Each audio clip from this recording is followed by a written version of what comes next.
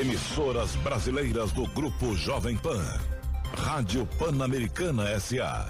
Jovem Pan São Paulo. AM ZYK 521, 620 kHz.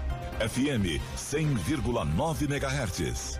Jovem Pan News Brasília, ZYH 709, 750 kHz. Jovem Pan News São José do Rio Preto, ZYK 664, 900 kHz. Jovem Pan News Águas Lindas de Goiás, ZYR 232, 107,9 MHz. E mais de 100 afiliadas em todo o Brasil. Você também pode assistir a Jovem Pan pelo Panflix, disponível na loja de aplicativos do seu smartphone ou tablet. Acesse jovempan.com.br. Jovem Pan, a rádio que virou TV. Você sabia que tem novidade no seu rádio? É a Jovem Pan News 76.7 FM. Mais uma frequência para você ficar bem informado. Opinião, análise e informação. Jovem Pan News 76.7 FM. A rádio que você já conhece, ainda melhor. Jovem Pan News 76.7 FM. Jornalismo independente.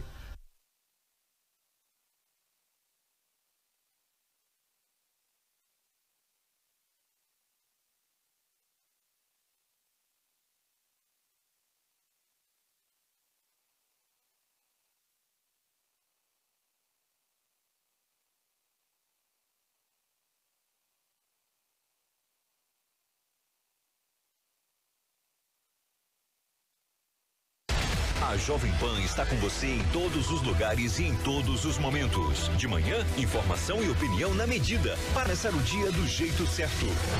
Bem-vindo, já estamos no ar, começando o Jornal da Manhã para todo o Brasil. Os principais assuntos.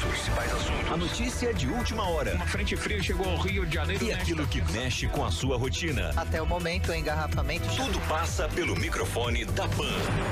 A Jovem Pan está com você o tempo todo, com som e imagem. De Brasília, Luciana Bezerra. Preta, como é que foi a conversa com o Marcelinho? Agora, Constantino, se a gente analisar do Rio, Rodrigo Viega. Viu só? Acesse jovempan.com.br, baixe o aplicativo da Panflix e se inscreva em nossos canais no YouTube. Jovem Pan News.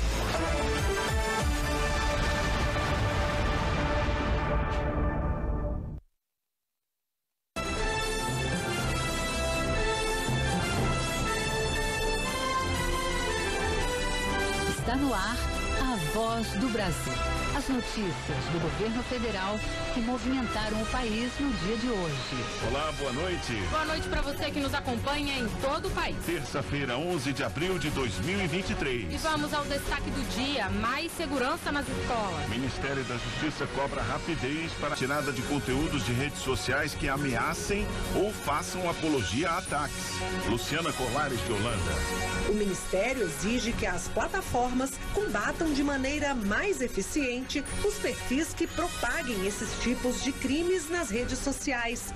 Você também vai ouvir na Voz do Brasil. Série especial vai trazer principais ações dos primeiros 100 dias do governo Lula. Hoje vamos falar sobre combate à fome e programas sociais. E medidas na saúde e educação. E para falar de resultados neste início de governo, a entrevista do dia é com a ministra do Meio Ambiente e Mudança do Clima, Marina Silva. Hoje, na apresentação da Voz do Brasil, Mariana Jungmann e Luciano Seixas. E assista a gente ao vivo pela internet. Acesse voz.gov.br. Combate à violência nas escolas. O grupo de trabalho formado por integrantes de vários ministérios debate propostas para garantir mais segurança a estudantes, professores e funcionários. E o governo está atento às redes sociais. Só no último fim de semana foram identificados mais de 500 perfis com apologia à violência ou ameaças.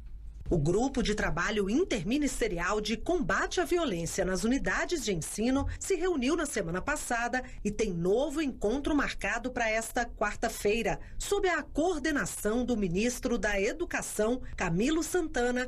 O grupo tem 90 dias para apresentar um relatório final sobre o tema e uma proposta de ações para a construção de uma política nacional de enfrentamento à violência. Há desafios enormes de várias áreas que envolvem o Ministério da Justiça, que já tomou algumas decisões de fortalecer as rondas escolares. Há necessidade de ser feito um trabalho muito forte de inteligência nas redes sociais. Há um trabalho muito importante que nós vamos fortalecer, nós estamos já desenhando pelo MEC, trabalho psicossocial nas escolas. É preciso criar condições de apoiar a saúde mental de muitas vezes os jovens que estão nas escolas públicas e privadas. Há necessidade de fortalecer já a experiência já existente nas escolas para estimular a cultura de paz. Nós estamos defendendo que haja um disco de denúncia diretamente voltado para a questão das escolas. De olho nas redes sociais, o Ministério da Justiça e Segurança Pública vai notificar plataformas pedindo mais rapidez, discernimento e colaboração em relação ao atendimento de solicitações relacionadas a casos suspeitos de ataques a instituições de ensino, além de apologia ao ódio e à violência. O Ministério exige que as plataformas combatam de maneira mais eficiente os perfis que propaguem esses tipos de crimes nas redes sociais. Depois da tragédia ocorrida em Blumenau na semana passada, que causou a morte de 4 crianças, foi criada uma força-tarefa que compõe a Operação Escola Segura. Reportagem Luciana Colares de Holanda. Empresários japoneses foram recebidos pelo presidente em exercício Geraldo Alckmin no Palácio do Planalto. No debate, as possibilidades de investimento no Brasil. O chamado Grupo de Notáveis reúne empresários e autoridades brasileiras e japonesas para discutir parcerias econômicas estratégicas entre os dois países. E nesta terça-feira, o grupo foi ao Palácio do Planalto para entregar ao presidente em exercício, Geraldo Alckmin, a ata da reunião, que este ano debateu temas como as mudanças climáticas, a preservação dos biomas brasileiros, especialmente da Amazônia, e hidrogênio verde. O presidente da Firjan, Federação das Indústrias do Estado do Rio de Janeiro, Eduardo Eugênio, destacou o potencial energético do Brasil. Quando eu falo de energia, nós falamos, e o japonês também, de hidrogênio verde. Nós temos uma capacidade enorme de produzir essa matéria-prima, que não apenas é matéria-prima, mas também com um meio energético, que o Japão tem tecnologia de ponta, que pode se unir ao Brasil para essa produção e exportarmos hidrogênio da forma de amônia ou metanol. Enfim, o Brasil tem muito a colher nessa parceria. Alckmin citou outras possíveis parcerias com o Japão, como nas áreas de saúde, infraestrutura, energias renováveis e indústria automobilística. Ele falou que os países vão trabalhar pelo fim da exigência de visto e sobre iniciativas do governo brasileiro para tornar o país mais atrativo aos investimentos estrangeiros. Muitas oportunidades de investimentos aqui no Brasil. Acabamos de lançar o novo PADIS, dando isenção até 2026 de todos os impostos de importação, IPI, PIS e COFINS para a área de semicondutores e energia solar. Incluímos aí a energia renovável no novo PADIS, além dos semicondutores. O Japão é um dos principais parceiros do Brasil na Ásia. Em 2023, o Tratado de Amizade e Cooperação entre os dois países completa 128 anos. Reportagem Jéssica Gonçalves.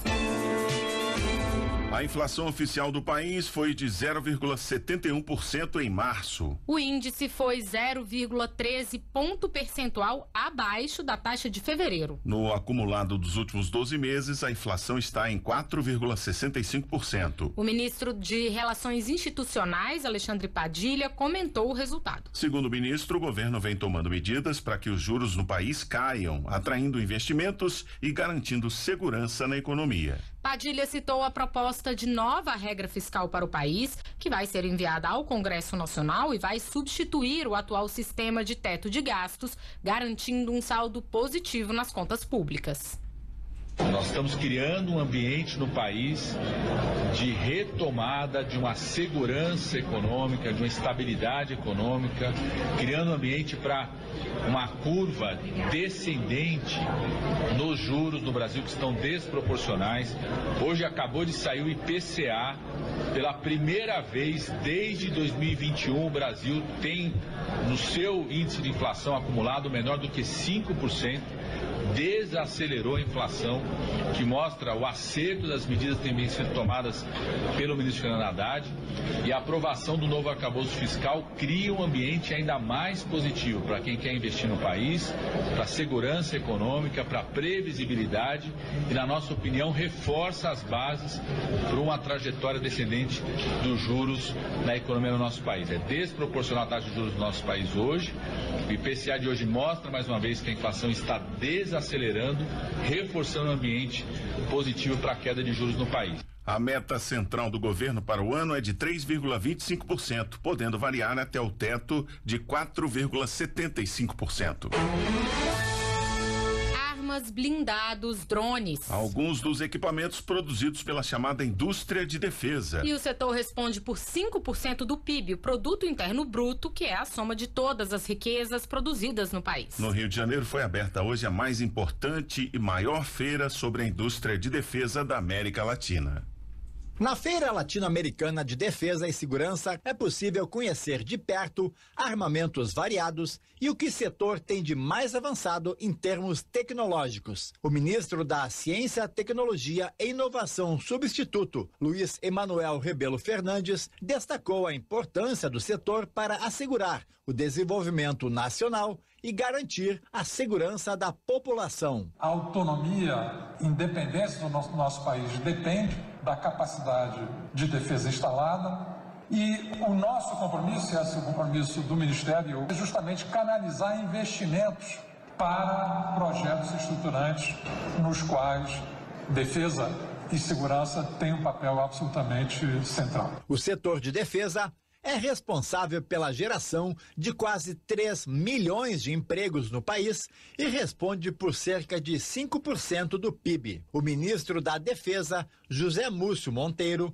afirmou que o desenvolvimento tecnológico está no radar da indústria da defesa, que gera crescimento econômico para o país. Tudo isso traz melhorias para os processos e aumenta a produtividade, em direção da autonomia tecnológica. São gerados produtos de alto valor agregado. Esses números traduzem em inclusão social, geração de renda e crescimento econômico e comercial para o país. O evento conta com mais de 300 expositores, além de autoridades e especialistas militares do Brasil e de diversos países. Reportagem Vladimir Platonov. Sobre os 100 dias de governo, vamos falar com a ministra do Meio Ambiente e Mudança do Clima, Marina Silva. A ministra apresenta resultados práticos para o combate ao desmatamento no país. Você ouve daqui a pouco.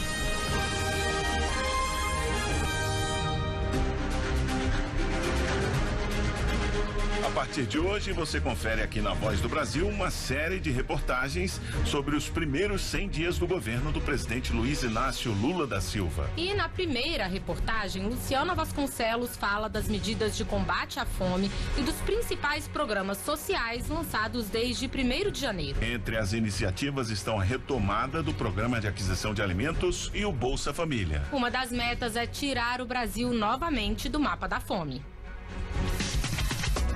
Garantir renda e comida do prato para quem mais precisa. Em março, o Bolsa Família voltou atendendo mais de 21 milhões de famílias com um pagamento de no mínimo R$600. E quem tem filho de até 6 anos recebeu um adicional de R$150 por criança. É o caso de Juliana Furtado, que tem gêmeos de 4 anos e uma menina de 6. Ela fala como o dinheiro ajudou nas contas e disse que agora consegue dormir mais tranquila. Uso essa renda para comprar alimento para os meus filhos, comprar material de higiene pessoal, comprar material de escola, calçado, uma roupa quando precisa e para ajudar a pagar meu aluguel e a despesa da minha casa. Ainda fica apertado um pouco no final do mês, mas a gente consegue se manter. E agora com essa ajuda que aumentou, digamos que a gente deita no travesseiro um pouco mais sossegado, né? O governo ainda deverá pagar um adicional de R$50 para cada integrante da família com idade entre 7 e 18 anos incompletos e para gestantes. O programa é uma das ações para tirar o Brasil do mapa da fome, como disse o presidente Luiz Inácio Lula da Silva. O Brasil sairá novamente do mapa da fome, com a integração das ações já existentes e outras que serão articuladas pela Câmara Interministerial, que reúne 24 dos 37 ministros.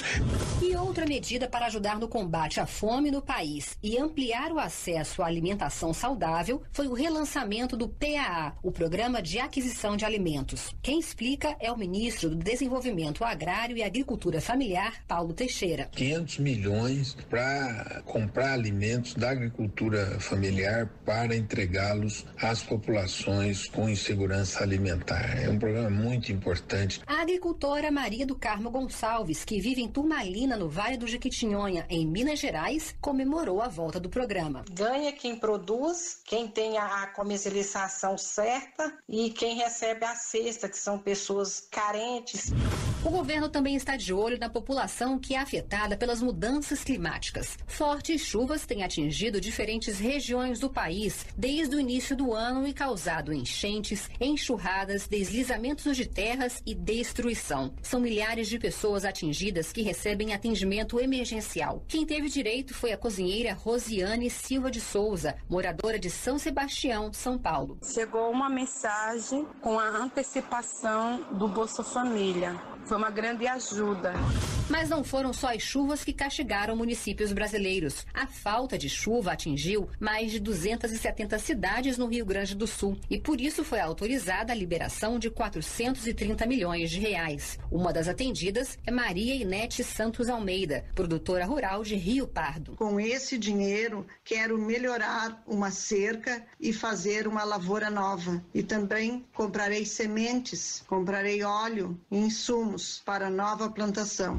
Para garantir dignidade a comunidades quilombolas, o governo realizou a entrega de títulos de propriedade definitiva em Minas Gerais e Sergipe. A professora Rosilene dos Santos Pinheiro vive em uma dessas comunidades, a Lagoa dos Campinhos, em Sergipe. Segundo ela, a regularização após 22 anos de luta traz reconhecimento para quem vive no local. A garantia de que nossos filhos e nossos netos terão um território para viver. Foi criado ainda o Aquilomba Brasil. Quem explica é a secretária executiva do Ministério da Igualdade Racial, Roberta Eugênia. É um programa que é voltado, tem como base 4 eixos temáticos principais, né? O acesso à terra, infraestrutura e qualidade de vida, inclusão produtiva e desenvolvimento local e direitos e cidadania. O programa Aquilomba Brasil vai atender cerca de 214 mil famílias, direta ou indiretamente. Também foi assinado o decreto que reserva 30% dos cargos em comissão para negros e indígenas.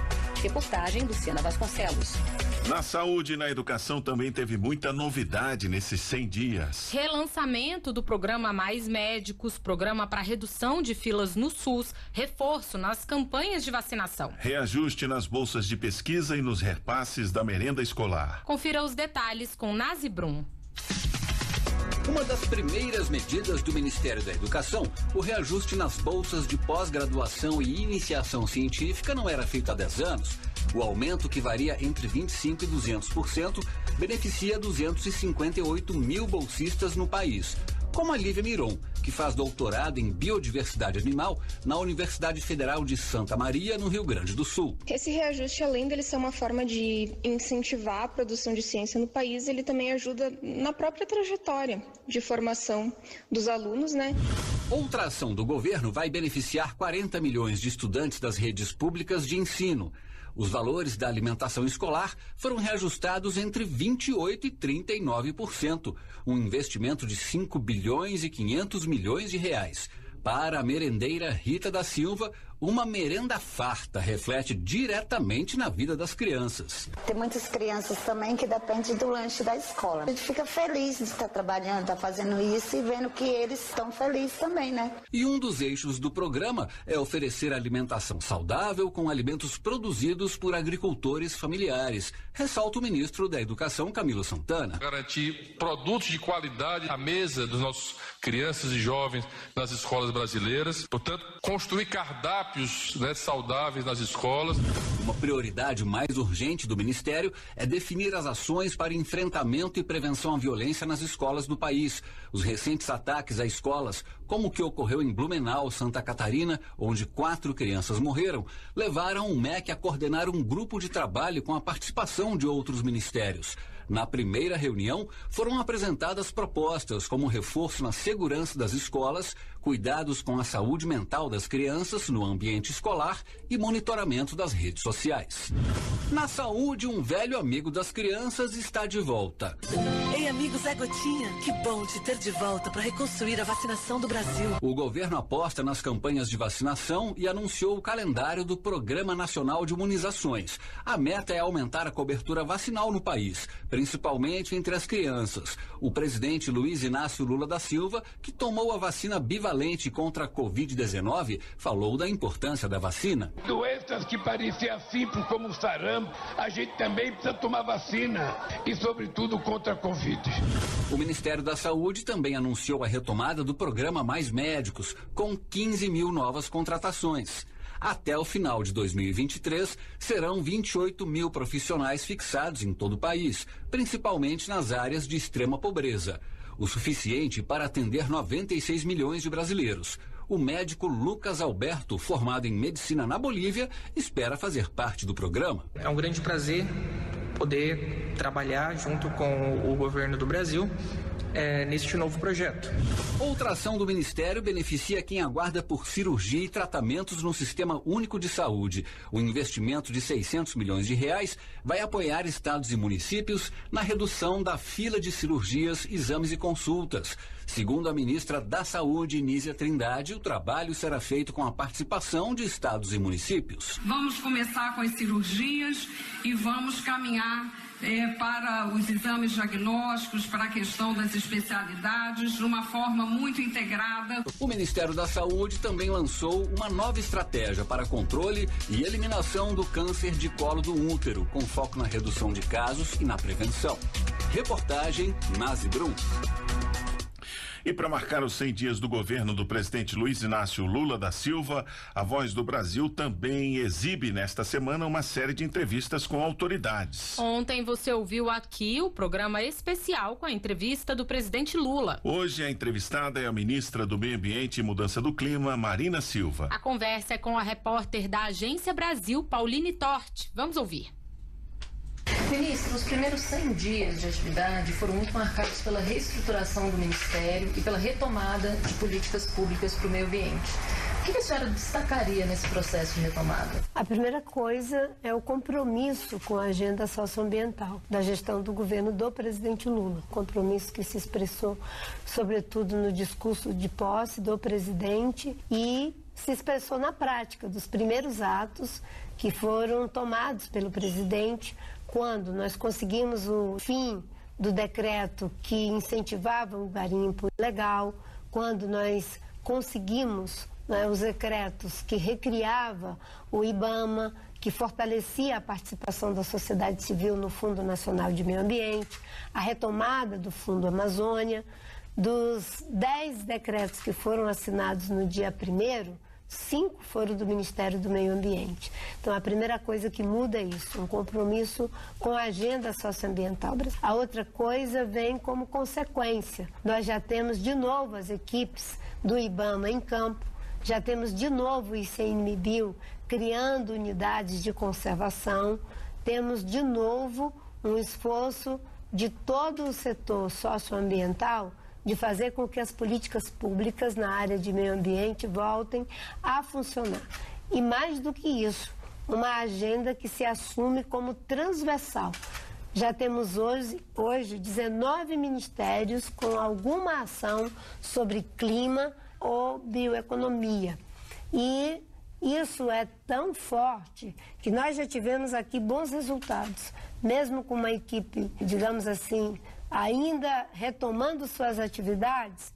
Nesses 100 dias, o IBAMA já aumentou sua capacidade de fiscalização em 219%, comparado a 1º de janeiro a 14 de março do governo Bolsonaro, o mesmo período. Já tivemos um aumento nas apreensões de 133% e os embargos aumentou em 93%. Um resultado que se expressa, inclusive, na parceria que fizemos da Força Tarefa para a desintrusão da terra indígena Yanomami, com a base que o IBAMA montou lá no Palimiú, aonde demos uma grande contribuição para frear um genocídio que estava em curso desde que a base do IBAMA foi montada, que nós não temos mais garimpeiros entrando por aquele veio. Agora só tem saída de garimpeiros. A senhora também disse em janeiro, durante o Fórum Econômico Mundial em Davos, na Suíça,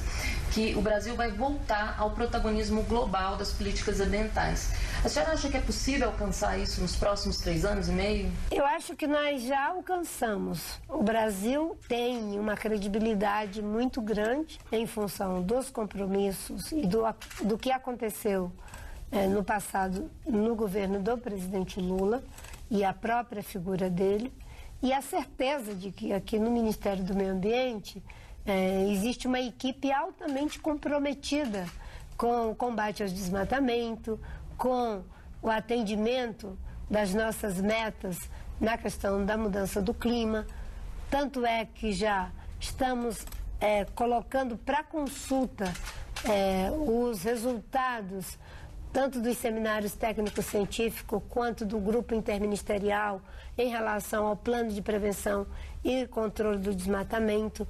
Nós já temos um resultado muito positivo na retomada do Fundo Amazônia, então ampliamos significativamente já as nossas parcerias, que vai do PNUMA ao GEF, do GEF à Filantropia Internacional, da Filantropia Internacional a um aporte de 250 milhões de dólares que a Alemanha vai fazer para o Fundo Amazônia, compromisso dos Estados Unidos de que também vai aportar para o Fundo Amazônia, e nós temos aí uma filantropia que está fazendo um esforço de captação de recursos da ordem de 150 milhões de dólares. Desde aquela conversa que tivemos lá nos Estados Unidos, em Washington, quando eu acompanhei o presidente Lula para a agenda com o presidente Biden, fizemos uma reunião com a filantropia americana e agora temos um esforço também da filantropia nacional, que vai fazer também uma captação para ajudar nas políticas de proteção e uso sustentável dos recursos naturais e também em relação aos povos indígenas. Ministra do Meio Ambiente e Mudança do Clima, Marina Silva, muito obrigada pela sua participação na Voz do Brasil. E essas foram as notícias do governo federal. Uma realização da Secretaria de Comunicação Social da Presidência da República. Com produção da empresa Brasil de Comunicação. Fique agora com as notícias do Poder Judiciário e do Congresso Nacional. Boa noite. Boa noite para você e até amanhã. A Voz do Brasil. Governo Federal.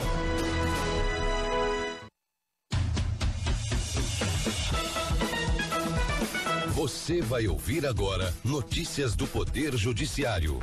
STF declara inválidas normas do Rio Grande do Norte que criavam a assessoria jurídica estadual. STJ decide que Polícia Federal não pode seguir com investigação após juiz federal declinar da competência. TST define que a adesão a programa de desligamento incentivado não pode ser condicionada à desistência de ações judiciais. Boa noite, eu sou Ariana Fonseca. E eu sou Walter Lima. O STF julgou inconstitucionais normas do Rio Grande do Norte que criaram e estruturaram a assessoria jurídica estadual. A ação foi iniciada pela Associação Nacional dos Procuradores dos Estados e do Distrito Federal. O relator ministro Edson Fachin explicou que o princípio da unicidade da representação judicial veda a criação de órgão de assessoria jurídica diverso da Procuradoria do Estado para exercer parte das atividades privativas dos procuradores, ainda que haja previsão de vinculação à Procuradoria-Geral do Estado. Os ministros ainda decidiram tornar o órgão de assessoria jurídica e os cargos de assessores jurídicos uma carreira em extinção. Os atuais ocupantes não podem exercer funções privativas relativas à assessoria jurídica, a menos que estejam sob a supervisão de procuradores do Estado. Polícia Federal não pode continuar investigação após a Justiça Federal declinar da competência. A conclusão é do STJ. Fátima Uchoa. O inquérito foi instaurado pela Polícia Federal para investigar crimes imputados a um agente da corporação e o juízo federal entendeu não ter competência para o julgamento. Então a declinou para a Justiça Estadual de Pernambuco, mas os autos não foram remetidos à Polícia Civil. A 6ª turma do STJ concedeu habeas corpus, destacando que apenas mediante provocação o juízo pode autorizar o compartilhamento das investigações pelas polícias civil e federal. Para o relator ministro Rogério Schietti Cruz, mesmo após a redistribuição à Justiça Estadual, a investigação continuou a ser presidida pela Polícia Federal, apesar da determinação de encaminhamento do inquérito à Polícia Civil, o que leva à anulação das provas obtidas nesse período. A adesão ao programa de desligamento incentivado não pode ser condicionada à desistência de ações judiciais. A decisão é da 3ª turma do Tribunal Superior do Trabalho. Samanta Flor. Por unanimidade, o colegiado proibiu a empresa de tecnologia e informações da Previdência, Dataprev, de exigir a desistência de ações judiciais como condição para a adesão ao programa de desligamento incentivado, PDI. Para a 3ª turma do TST, a cláusula nesse sentido afronta o direito constitucional de acesso à justiça. Justiça Federal condena ex-prefeito no Piauí por desvio de recursos da saúde que seriam aplicados na cidade de Luiz Correia. A condenação prevê a suspensão dos direitos políticos do gestor por 8 anos. Maressa Omena. De acordo com o Ministério Público Federal, o ex-prefeito da cidade, que fica a cerca de 300 quilômetros da capital Teresina, desviou aproximadamente 40 dos 70 mil reais repassados pelo projeto Sentinela. O programa do governo federal previa ações de apoio a crianças e adolescentes vítimas de violência, abuso e exploração sexual. No entanto, o cruzamento de informações apresentadas durante o processo mostrou que o número de pessoas atendidas pelo programa diminuiu, enquanto os custos cresceram. Com a condenação, o ex-prefeito terá que devolver quase 70 mil reais aos cofres públicos. O Instituto Nacional do Seguro Social vai ter que pagar salário maternidade à trabalhadora que comprovou trabalho rural. Ela havia tido o direito negado por ter realizado trabalho urbano em curtos períodos. Neto Costa. A autora sustentou que exerce a profissão de agricultora em propriedade rural de 2 hectares pertencente ao sogro. Afirmou que trabalha na agricultura em regime de economia familiar junto ao companheiro, plantando cultura de subsistência. Para o TRF4, ela comprovou a qualidade de segurada especial e o preenchimento do período de carência necessário para receber o benefício, e que para a concessão não se exige que a atividade rural seja exercida de forma contínua e ininterrupta. Você acompanha outras notícias do Poder Judiciário em 104,7 FM para Distrito Federal e em torno, e também pela internet. Acesse radiojustiça.jus.br e siga pelo Twitter. twitter.com/radiojustiça. Uma boa noite. E até amanhã.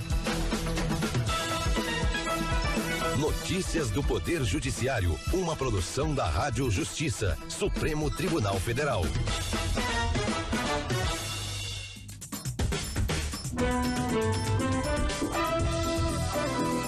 Está no ar o Jornal do Senado.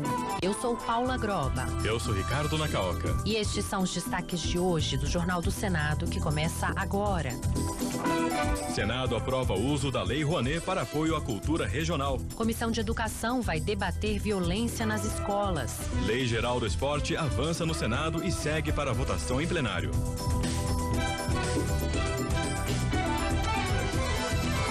Boa noite. Boa noite. Avançou no Senado o projeto que cria a Lei Geral do Esporte. A proposta reúne regras sobre o desporto que tratam desde a política de prevenção ao doping até a gestão de fundos de financiamento da atividade, corrupção no esporte, racismo, doações e patrocínios. Aprovada pela Comissão de Educação na manhã de hoje, o texto segue agora para análise do plenário.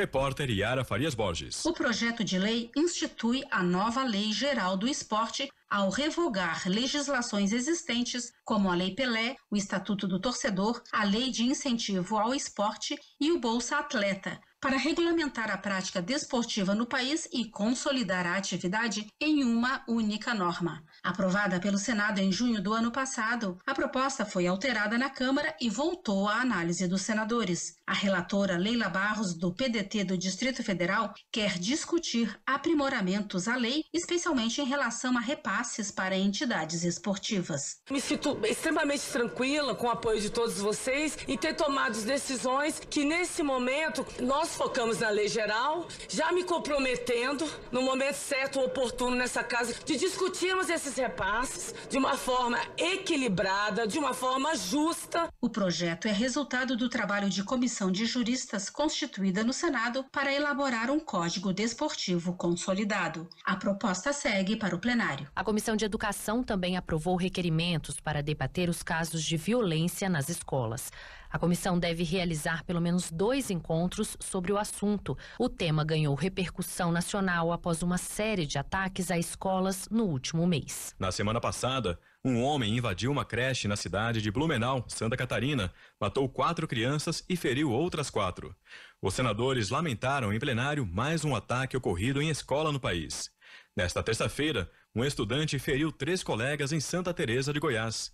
Os detalhes com o repórter Alexandre Campos. Depois de lamentar mais um caso de violência escolar, desta vez ocorrido em Santa Teresa de Goiás, o senador Jorge Cajuru, do PSB, criticou as plataformas por não terem se aliado ao governo federal contra a guerra digital nas redes sociais. Segundo Cajuru, apesar de o ministro da Justiça Flávio Dino ter pedido a retirada do ar de mensagens que incitam a violência nas escolas, nada foi feito por essas empresas da área de tecnologia. Isso não pode ser tolerado. Plataformas de redes sociais não podem ficar à margem da lei e se permitirem servir de palco para incitação ao crime. Já o senador astronauta Marcos Pontes, do PL de São Paulo, anunciou a apresentação de um projeto para penalizar com mais rigor os autores de homicídio e lesão corporal que cometerem esses crimes nas dependências ou nas imediações de escolas. Diante da repercussão dos recentes casos, a Comissão de Educação vai realizar pelo menos 2 audiências públicas para discutir o problema com pesquisadores, gestores e representantes do governo federal. As datas das audiências ainda serão definidas. O plenário do Senado aprovou um projeto que incentiva empresas e pessoas físicas a patrocinar projetos de música regional por meio da Lei Rouanet. A proposta também trata da participação de artistas locais e regionais em projetos de escolas públicas de educação básica e de entidades sem fins lucrativos. O texto segue para a sanção. Repórter Janaína Araújo. A proposta permite o uso dos recursos do Programa Nacional de Apoio à Cultura, o PRONAC, para estimular a participação de artistas locais e regionais em projetos de escolas públicas de educação básica e de entidades sem fins lucrativos. O projeto de lei também inclui a música regional entre segmentos atendidos por doações e patrocínios à produção cultural. Relator na Comissão de Educação, Cultura e Esporte, o então senador Luiz Pastore ressaltou que a proposta busca a efetiva valorização da produção musical de cada uma das regiões brasileiras, ao incluir a música regional como beneficiária de incentivos decorrentes de renúncias fiscais facultadas pela legislação que criou o PRONAC, conhecida como Lei Rouanet. Ele também apontou o benefício para os artistas locais em geral. Na medida em que os recursos do PRONAC previstos na Lei Rouanet puderem ser canalizados para entidades e escolas sem fins lucrativos, os artistas receberão mais estímulos em suas artes, de tal modo que a cultura local será fortalecida e possibilitará a divulgação e desenvolvimento das atividades artísticas locais, incrementando a cultura daquela comunidade. A Comissão de Assuntos Econômicos adiou a votação de 2 pedidos de empréstimos internacionais para o BNDES, no valor de $1,750 bilhões. Os senadores querem ouvir antes da votação representantes do banco sobre os financiamentos. Reportagem de Bruno Lourenço. A Comissão de Assuntos Econômicos decidiu ouvir representantes do BNDES antes de votar 2 pedidos de empréstimos internacionais que totalizam $1,750 bilhões para a instituição. Os financiamentos orçamentos foram pedidos ainda no governo Bolsonaro, para que o BNDES pudesse apoiar micro, pequenas e médias empresas a superar as dificuldades advindas com a pandemia. Senadores como Cid Gomes, do PDT do Ceará, querem saber se os motivos ainda são justificados e se estados ou municípios não poderiam ser prejudicados com a concentração desses recursos no governo federal. Vamos dizer assim, ocupar dessas agências multilaterais que têm já cotas pré-definidas para os países. 750 bilhões do Banco Interamericano para o BNDES e $1 bilhão do novo Banco de Desenvolvimento, que é o Banco do BRICS, para também o governo federal. Isso, a meu juízo, merece uma atenção, uma preocupação, uma discussão. Alessandro Vieira, senador do PSDB de Sergipe, lembrou também que a documentação sobre a capacidade de captar os empréstimos teria que ser atualizada, já que ela data de 2020. O senador Everton, do PDT do Maranhão, considerou que os primeiros 100 dias do governo do presidente Luiz Inácio Lula da Silva se caracterizaram pela volta ao Estado democrático de direito e pelo relançamento de programas e políticas destinados a resolver os problemas da vida real da população, como o Minha Casa Minha Vida e o Bolsa Família. Segundo o parlamentar, mesmo com os ataques de 8 de janeiro e todas as dificuldades, houve mudanças de como o mundo enxerga o Brasil e o Brasil enxerga o mundo. Basta ver as agendas que nós tivemos, os convites que se abriram, o diálogo que se começa a abrir, as expectativas de acordos comerciais internacionais, a expectativa que se tem de se fazer com que as coisas funcionem. Já o senador Rogério Marinho, do PL do Rio Grande do Norte, considerou negativas as mudanças ocorridas nas políticas ambiental e de valorização da família, assim como na política armamentista. Marinho centrou suas críticas no campo da economia, ao afirmar que a administração de Luiz Inácio Lula da Silva está repetindo os erros da ex-presidente Dilma Rousseff, com os mesmos personagens, critérios e a mesma prática. O senador condenou especialmente os ataques governamentais contra a política do Banco Central. Ele também criticou a modificação por decreto do novo marco regulatório do saneamento básico. 100 milhões de brasileiros sem esgoto nesse país. E o presidente disse que quer dar um voto de confiança às empresas estatais que tiveram esse voto por quase 40 anos e demonstraram a sua ineficácia e a sua ineficiência. Os senadores vão presidir as 3 primeiras comissões mistas de medidas provisórias instaladas. O governo desistiu de uma MP e decidiu enviar um projeto de lei para garantir à União o voto de desempate em disputas no CARF do Ministério da Fazenda. Repórter Érica Christian. Após acordo, caberá ao Senado presidir as 3 primeiras comissões mistas das medidas provisórias instaladas e a Câmara a relatoria. O senador Davi Alcolumbre, do União do Amapá, vai comandar a da MP da estrutura de governo do presidente Lula. Eduardo Braga, do MDB do Amazonas, será o responsável pela comissão mista da MP do Minha Casa Minha Vida e Fabiano Contarato, do PT do Espírito Santo, a da MP do Novo Bolsa Família.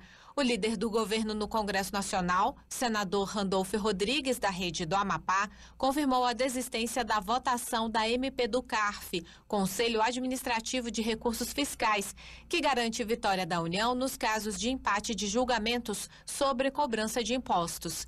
Segundo ele, será enviado ainda nesta semana um projeto de lei com o mesmo teor. Diante da realidade dada, que nós não conseguiríamos a instalação da comissão mista da MP do CARF, o governo entendeu que era mais conveniente a apresentação de projeto de lei de regime de urgência.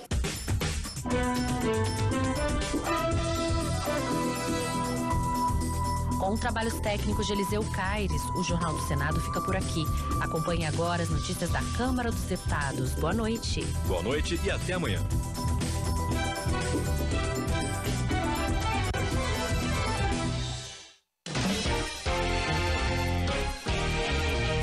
Jornal Câmara dos Deputados. Sessão solene homenageia Dia Nacional da Visibilidade Trans. Deputados fazem críticas e elogios aos primeiros 100 dias de governo Lula. Líder do governo na Câmara faz balanço sobre nova gestão federal.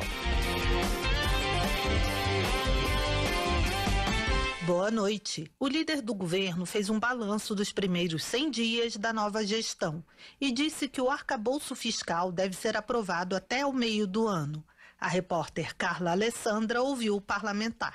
O O líder do governo na Câmara, deputado José Guimarães, do PT do Ceará, destacou que a prioridade do governo é votar as propostas do novo arcabouço e a reforma tributária até o final deste semestre, para que o orçamento de 2024 já seja discutido sob a nova legislação. O projeto de lei complementar do novo arcabouço fiscal, que vai substituir o regime do teto de gastos, cumpre o acordo feito para aprovação da PEC da transição, que abriu despesas além do teto no orçamento deste ano, desde que uma nova regra fosse apresentada pelo governo. O texto prevê que a variação da despesa será sempre menor do que a variação da receita. Para isso, estabelece que o crescimento anual da despesa será limitado a 70% da variação da receita dos últimos 12 meses. A proposta prevê ainda um piso e um teto para o crescimento real das despesas, que não poderão crescer menos de 0,6% nem mais de 2,5% ao ano. Segundo o governo, o piso salarial da enfermagem e o Fundeb, que financia a educação pública básica,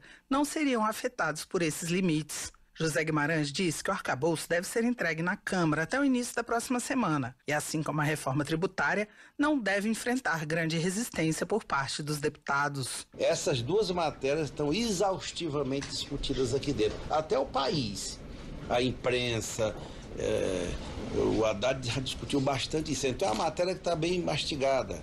O texto não vai ter alteração daquilo que foi divulgado. Vira o texto, define o relator vai ouvir a liderança. Ao ser questionado sobre a falta de aprovações de propostas de interesse do governo nesses 100 primeiros dias, Guimarães afirmou que não existiam propostas de interesse do governo em análise. Mas, mesmo assim, medidas provisórias do governo anterior foram modificadas e aprovadas. Das MPs do Bolsonaro, nós votamos todas.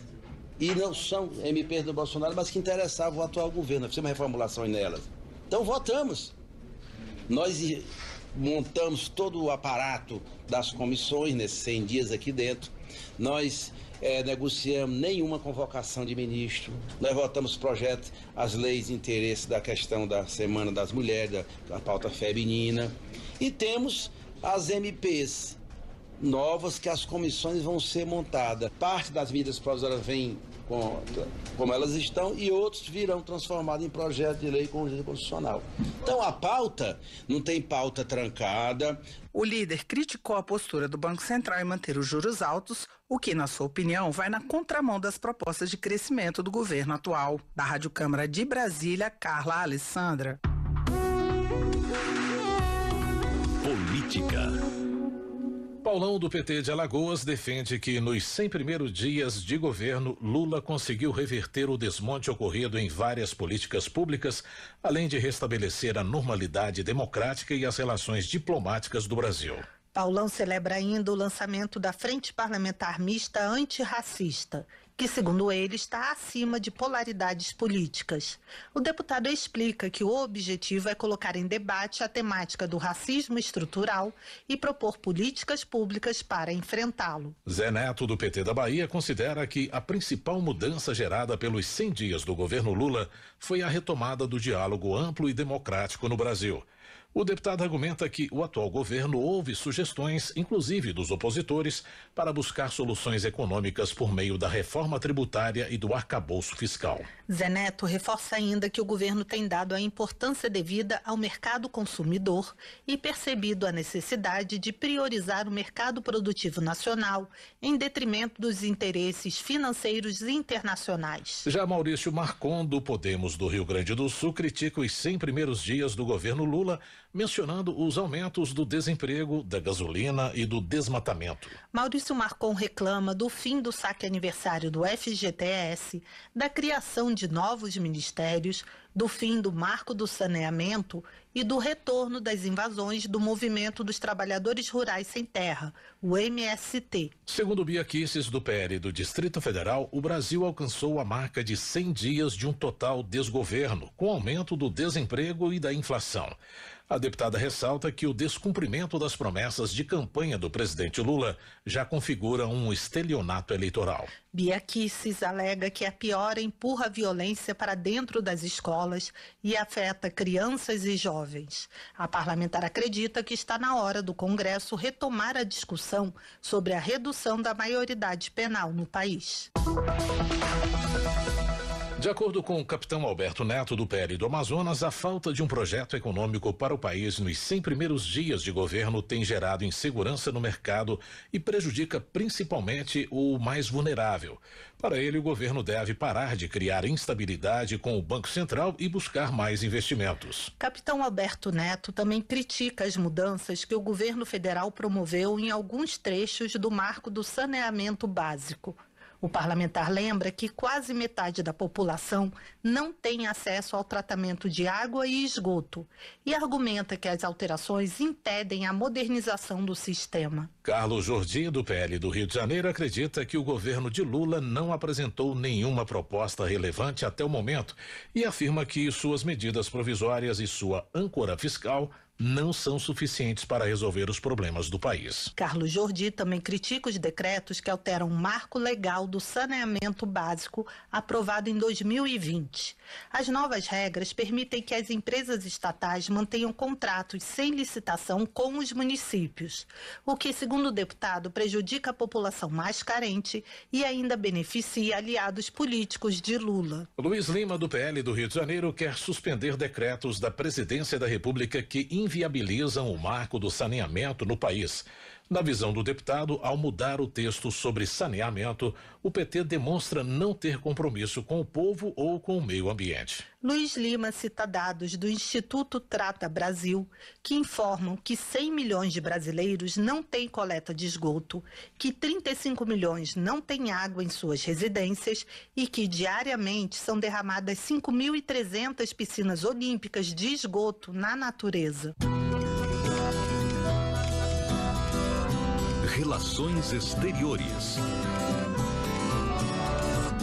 Padre João, do PT de Minas Gerais, afirma que a viagem do presidente Lula à China representa a retomada da parceria comercial entre o Brasil e o país asiático.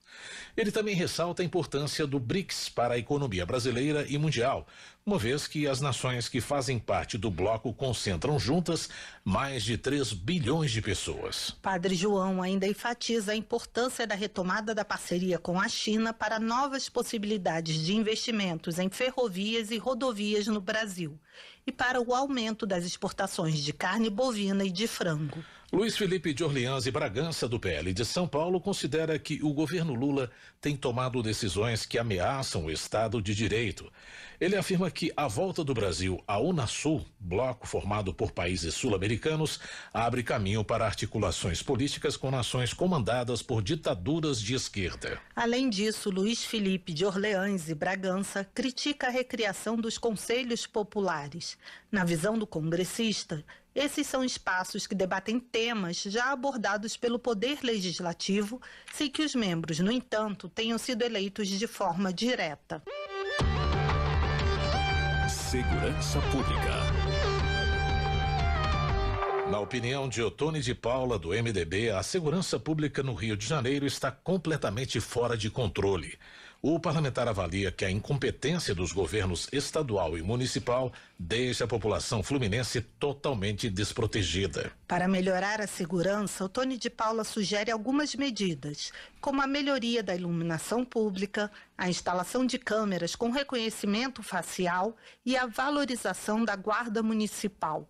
Segundo ele, até mesmo as delegacias estão sendo controladas por milícias corruptas. Cristo Nieto, do PL do Rio de Janeiro, julga absurda a fala do ministro dos Direitos Humanos e Cidadania, que em entrevista defendeu descriminalizar as drogas para reduzir a população carcerária do país. Na avaliação de Cristo Nieto, a intenção do ministro de Lula é descriminalizar as drogas para inocentar e colocar bandidos em liberdade. A deputada afirma que continuará defendendo as pautas de costumes e denunciando qualquer tentativa de acabar com a moral brasileira. Desenvolvimento Regional. Charles Fernandes, do PSD da Bahia, solicita aos Ministérios da Integração Nacional e da Cidadania que promovam ações urgentes contra a seca no sudoeste da Bahia e norte de Minas Gerais. De acordo com o parlamentar, há previsões de uma grande estiagem para este ano. Charles Fernandes sugere que carros-pipas levem água às propriedades rurais e à população enquanto não for possível a construção de adutoras no Rio São Francisco. Ele também cumprimenta os administradores municipais pelo Dia do Prefeito, comemorado hoje. Bebeto, do PP, afirma que o desequilíbrio na distribuição de voos entre o Aeroporto Internacional Tom Jobim e o Aeroporto Santos Dumont tem gerado prejuízos ao Rio de Janeiro. Membro da Comissão de Viação e Transportes, o deputado informa que solicitou a realização de uma audiência pública para discutir o problema. Bebeto afirma que enquanto o Aeroporto Internacional Tom Jobim está praticamente abandonado, o Aeroporto Santos Dumont, de menor porte, está sobrecarregado, resultando em perdas de conexões importantes. Agricultura. Marques Beltrão, do PP de Alagoas, pede que sejam votados 2 projetos de lei que, segundo ele, desmantelariam o movimento dos trabalhadores rurais sem terra. Um deles trata da retirada de invasores de propriedade privada e o outro tipifica como terrorismo esse tipo de invasão. Marques Beltrão acredita que o INCRA deve fazer uma reforma agrária ordeira, pacífica, sem infringir as leis e, acima de tudo, respeitando o direito dos proprietários rurais. O deputado lembra que o setor agropecuário está em ascensão e é o que mais gera emprego no país. Ricardo Salles, do PL, condena as invasões de terra ocorridas nos estados da Bahia, São Paulo e Mato Grosso do Sul. O parlamentar solicita ações para dar segurança jurídica aos proprietários rurais que, segundo ele, têm sustentado a economia brasileira e colocado comida na mesa da população. Segundo Ricardo Salles, as invasões têm acontecido com a conivência do governo federal. O deputado cumprimenta as polícias civil e militar de São Paulo, que, segundo ele, comprovaram haver uma estrutura de extorsão imposta aos fazendeiros para a reocupação de terras vizinhas às suas propriedades. Coronel Crisóstomo, do PL, afirma que a Polícia Militar de Rondônia é séria e age de forma rigorosa contra criminosos. Por isso, segundo o deputado, a PM não permite que membros do Movimento dos Trabalhadores Rurais Sem Terra invadam propriedades privadas no estado. Coronel Crisóstomo também discorda das pessoas que defendem o MST e que afirmam que o movimento produz alimentos. Na visão dele, se um agricultor não possui terra para plantar, não é possível colher alimento. Saúde. Luciano Duce, do PSB do Paraná, comemora os 33 anos de implantação do Sistema Único de Saúde. Na visão do deputado, o SUS é a maior conquista social do povo brasileiro, fruto da luta de partidos de esquerda para tornar a saúde um direito de todos e um dever do Estado. Para Luciano Duce, apesar do SUS precisar de aprimoramentos, a pandemia comprovou a dimensão do sistema e a importância de haver profissionais formados sob a lógica da saúde pública.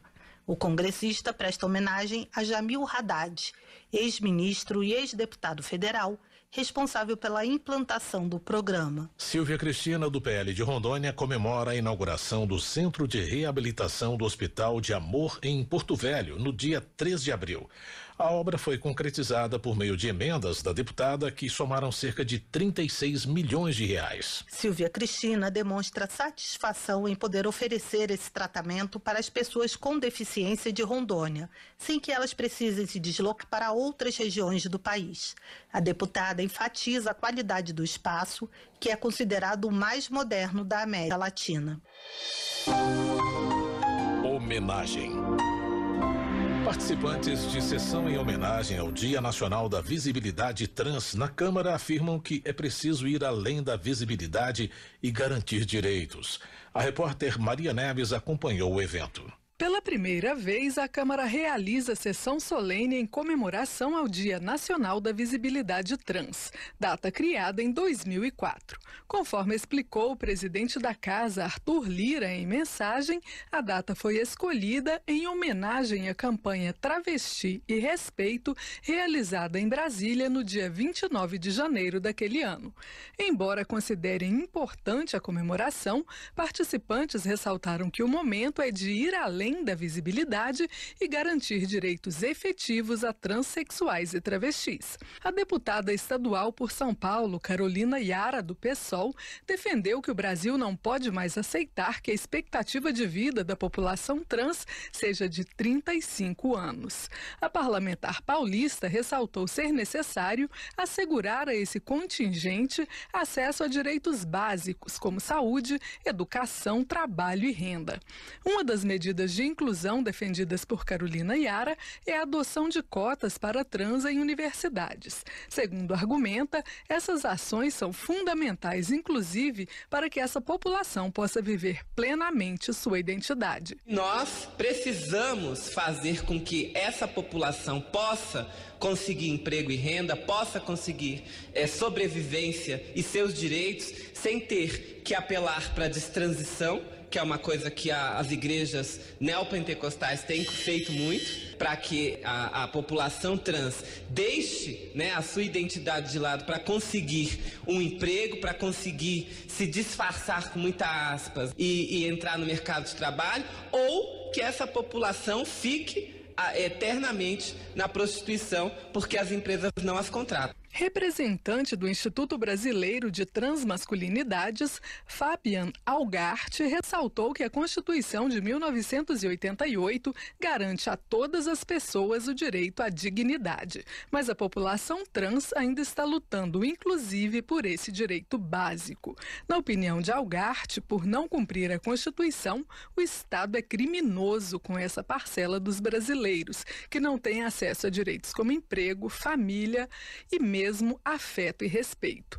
Já a deputada estadual por Sergipe, Linda Brasil, também do PSOL, ressaltou que não se pode naturalizar discursos de ódio que matam a população LGBTQIA+. Segundo Linda Brasil, já foram apresentados 69 projetos de lei antitrans no país somente este ano. Conforme ressaltaram vários participantes da sessão, o Brasil continua a ser um dos países que mais matam transexuais e travestis no mundo. O presidente Arthur Lira, por exemplo, relatou que no ano passado, dados do Observatório dos Direitos Humanos mostraram 131 assassinatos de pessoas trans no Brasil. Desses, 65% seriam motivados por ódio. A deputada Érica Cocai, do PT do Distrito Federal, que sugeriu a solenidade, ressaltou algumas conquistas da população LGBTQIA+, nos últimos anos. Dentre elas, citou a própria instituição do Dia Nacional da Visibilidade Trans, o direito ao chamado nome social, mesmo para pessoas que não passaram por cirurgia de ressignificação, e a garantia do nome e do gênero com os quais a pessoa se identifica. Além disso, desde 2019, a homofobia tornou-se crime, análogo ao racismo. Para Érica Cocai, a tentativa de silenciamento da população LGBTQIA+, decorre também dessas conquistas, porque há segmentos que querem bloquear o acesso dessas pessoas aos espaços de poder. Essa violência política de gênero que é enfrentada pelos corpos que adentram os espaços que eles querem fechar as portas. Vai se abrindo as portas, abrindo a porta com muita convicção, para que nós possamos, enfim, dizer, eles não nos afastarão, eles não nos silenciarão e eles não irão dominar os nossos corpos, as nossas vidas. Por isso, essa violência política de gênero, ela tem que ser enfrentada com muito amor e com muita verdade. Deputada estadual pelo Rio de Janeiro, Dani Balbi, do PCdoB, também cobrou do governo políticas de inclusão. A deputada demanda que o Ministério da Educação, por exemplo, encontre maneiras de enfrentar o triste quadro de 78% de evasão de pessoas transexuais e travestis do ensino básico. Da Rádio Câmara de Brasília, Maria Neves. Termina aqui o Jornal Câmara dos Deputados, com trabalhos técnicos de Everson Urani e apresentação de José Carlos Andrade e Mônica Tati. Uma boa noite para você. Ótima noite. A Voz do Brasil retorna amanhã. Você ouviu A Voz do Brasil. Boa noite.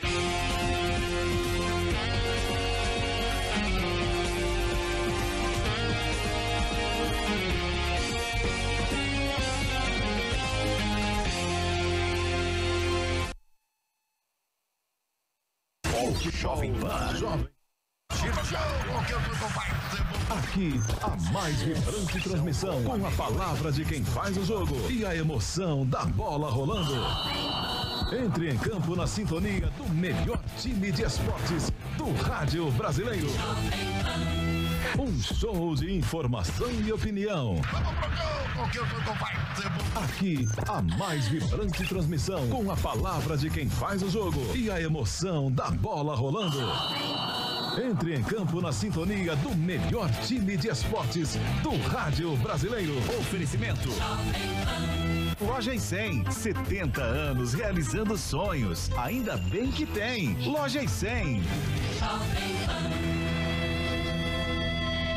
E Consórcio Mage. Faça a simulação do plano ideal para você em consórciomage.com.br.